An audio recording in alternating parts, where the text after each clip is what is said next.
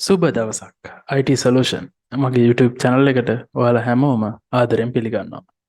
අද මම කියලා දෙන්න හැදුවේ ඔයාලා ගොඩක් දෙනෙක්ට වැදගත් දෙයක්.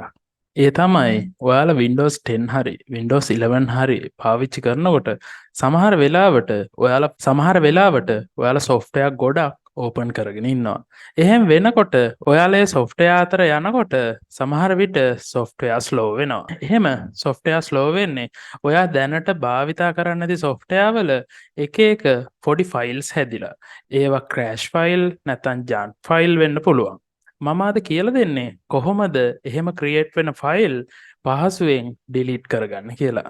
අපි යමු වීඩියෝ එකට.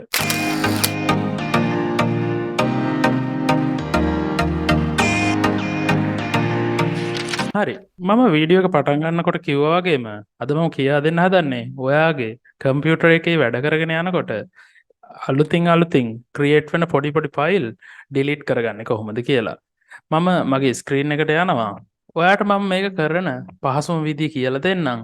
මුලින්ම ඔයා Windows key එකත් එක්ක R press කරන්න.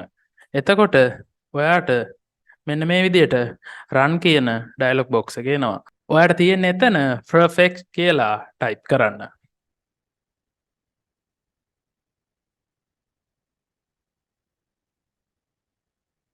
පස්සේ okay දෙන්න. ඕකේ දුන්නම මේ විදිහට කන්ටිනියු කරන්නද කියලා අහනවා. ඔයා එතන කන්ටිනියු කියන එක දෙන්න.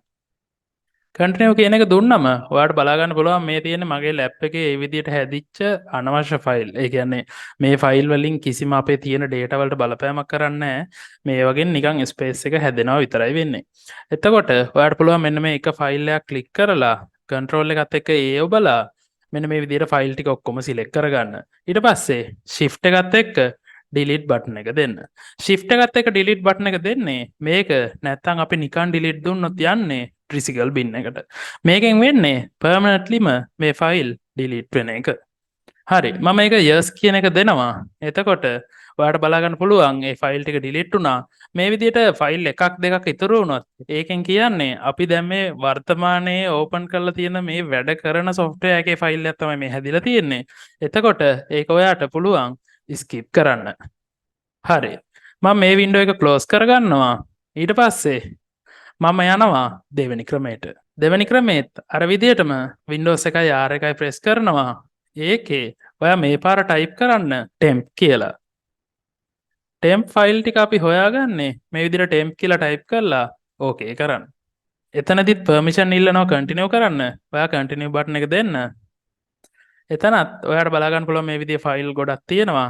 මම එකක් සිලෙක්ට් කරලා control alt දීලා shift delete දෙනවා. හරි. හරි. ඔයාට බලා ගන්න පුළුවන් ඒකේ තිබ්බ ෆයිල් ඔක්කොම එනකොට delete වෙලා ගියා. තවත් අපේ මේ විදිහේ ෆයිල් එකතු වෙන තැනක් තියෙනවා. මම ඒකටත් යන්නම්. මම ආයෙත් Windows එකයි R එකයි press කරගන්නවා.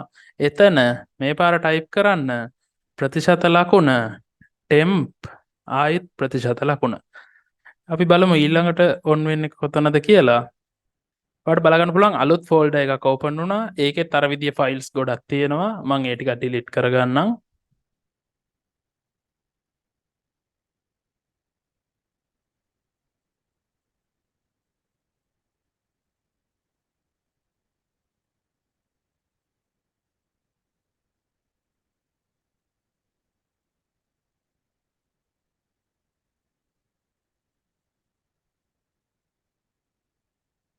හරි ඒකෙත් අර විදිහටම මේ යම්කිසි ෆයිල් ටිකක් ඉතුරු කරගන්නවා.